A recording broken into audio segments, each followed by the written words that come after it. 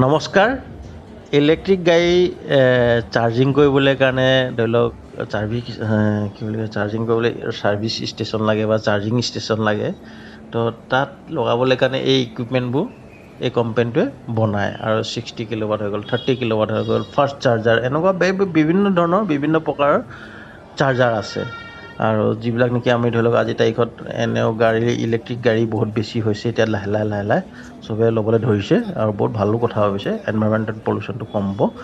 এতিয়া তাত এনেকুৱা ধৰণে আপুনি লগাব। এইটো যেনেকৈ এইটো ধৰি লওক ঘৰতে লগাই পিনে স্কুটি বা এনেকুৱা ধৰণৰ গাড়ী মানে টু হুইলাৰবোৰ চাৰ্জিং কৰিব পাৰিব। এইবিলাক ধৰি লওক কম ৱাটাৰ হয়, কিছুমান ডাঙৰ ৱাটাৰ এইবিলাক কমাৰ্চিয়েল হিচাপত হৈ যায়। আৰু ইয়াৰ বাহিৰে মই আপোনালোকক ইয়াৰ ভিজিটিং কাৰ্ডখন নম্বৰটো শ্বেয়াৰ কৰি দিছোঁ। ভিডিঅ'টো চোৱাৰ বাবে বহুত বহুত ধন্যবাদ।